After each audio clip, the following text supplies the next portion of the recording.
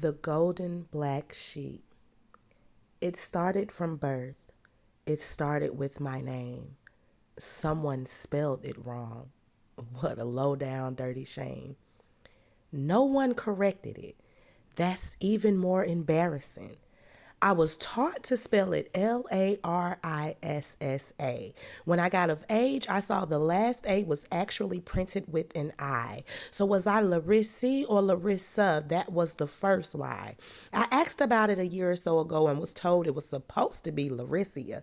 You see what I'm saying? I didn't create the confusion. I just learned how to adapt to the unexplained. I learned to maneuver through it, but I still don't know who I am or who I'm supposed to be. Though I've worn many hats and accomplished a great deal of things, those were just things that I did as I set out to discover who I was. Those things never made me who I am. Those things never defined my soul. Still, I haven't found one space where I belong to, one space where I can be free, one space where I'm accepted and can be the wild, freaky card me.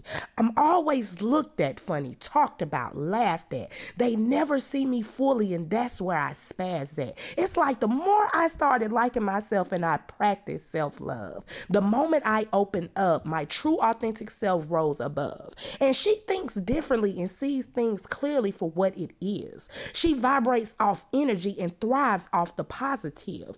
She is whole and complete. She dares to be bold.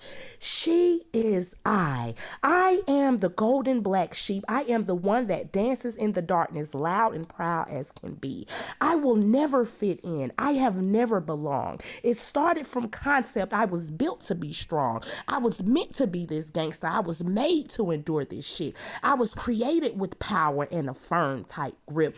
I never needed a title or a status to be because God and Goddess went half on me. The most divine sacred source, both masculine and feminine, and what they possess is eternity within them.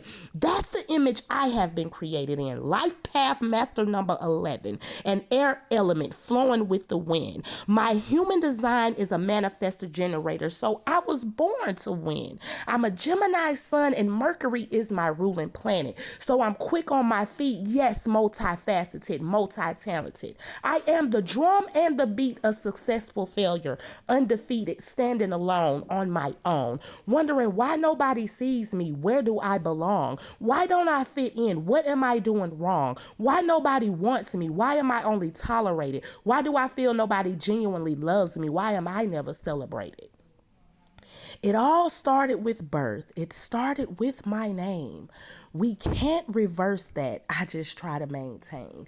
Even if I change it now, the damage is done. I am the golden black sheep, one of none. La Supreme. Hey, my name is Larissa, aka La Supreme, and this is November's news. All of the people, places, and things that I experienced for the month of November. Now, November, I did something a little bit different. I wrote my very first speech, and I actually wrote it the other day. It is called Giving Myself Grace. Are you ready? Drum roll. Do.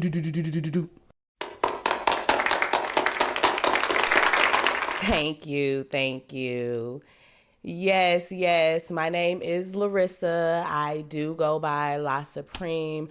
I appreciate you all for joining me. You're looking good out there. Thank you for all of your subscriptions, all of the comments, the likes. I really appreciate it.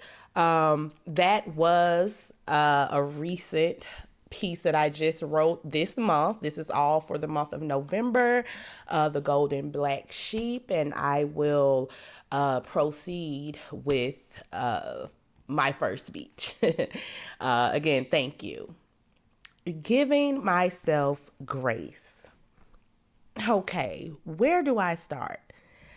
November has been one of the heaviest months of 2025. 43 years here on earth, and I have been searching, yearning, desiring to be loved. This is not just in a romantic sense. This has been with family, friends, lovers, and even with my children. You know what's crazy? I've been searching, but I don't really know what I'm looking for. I never knew what love looked like or how it felt. I just knew I never had it. I've never felt it. It was a void I sought out to fill, and each time I would pour myself into others or allow others access to the depths of my being, hoping to be poured back into, I was always left feeling empty. A perpetual cycle that has crippled me in a great way. I live in pain, an unfathomable loneliness. The sadness I feel is a result of a historical lack of reciprocal love and the constant pattern of giving myself away. November allowed me to sit with this deep feeling I have of never being fully seen. All I have ever wanted was to be wanted back, to be valued, cherished, and fought for. Not in a literal sense, but emotionally. To know I am cared for the way I care for others. I desire genuine connection that allows me to explore my full capacity to love. The core of my trauma is rooted in why no one ever chooses me. Me choosing to give myself away time and time again, yet never being fully embraced. My loyalty being met with people that were incapable of genuine reciprocal love. I sat with all of this. It was a heavy load to carry. Knowing my lack of self-love unconsciously attracted men and people in general that couldn't see me because it was all about what I could temporarily provide to satisfy their needs. People say rejection is God's protection, and I used to wonder, how could I be protected from love but given pain?